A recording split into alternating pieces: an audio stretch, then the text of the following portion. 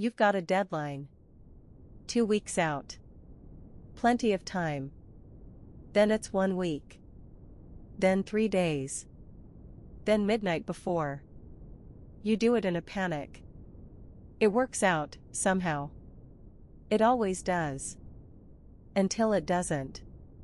Why does your brain do this to you? Procrastination isn't laziness. It isn't poor time management. It isn't a character flaw. Researchers now think it's a fundamental failure of emotion regulation. You procrastinate because the task in front of you feels bad.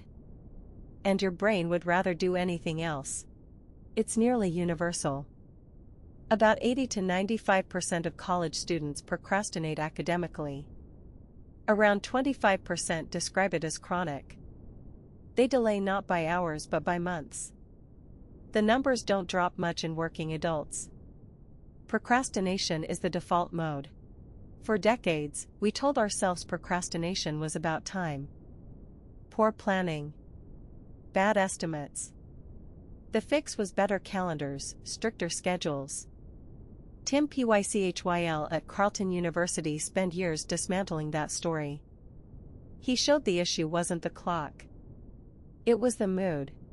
The task feels aversive. Boring. Overwhelming. Threatening. Your brain, in the present moment, wants to escape that feeling. So it reaches for something pleasant, Twitter, snacks, the dishes, anything. The relief is immediate. The cost is delayed. Your brain trades future use problem for present use comfort.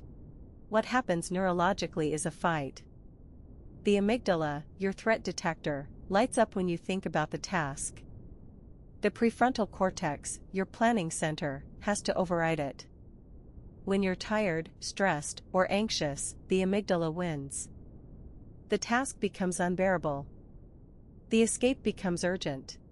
There's also a present bias, future rewards feel unreal.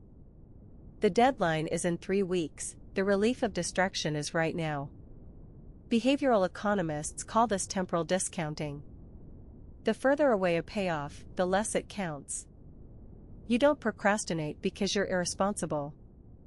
You procrastinate because your brain doesn't believe in tomorrow. Here's the trap. You procrastinate, then you feel guilty. You feel guilty, so the task now carries shame on top of effort. So you avoid it more. The cycle compounds. Fuchsia Series at Durham found that self-forgiveness, strange as it sounds, is one of the most reliable ways to break the loop. Shame makes you delay. Compassion makes you start. There's also Parkinson's law, work expands to fill the time available. If you give yourself a week, it'll take a week. If you give yourself an hour, it'll take an hour. The deadline isn't the enemy. The deadline is the only thing that creates urgency. Without one, your brain has no reason to fight. Procrastination isn't about discipline. It's about emotion. It's about a brain that hates the present moment and doesn't trust the future. The fix isn't harder willpower. It's smaller tasks, kinder self-talk, and clearer stakes. Future you isn't a stranger. Future you is you. Worth protecting.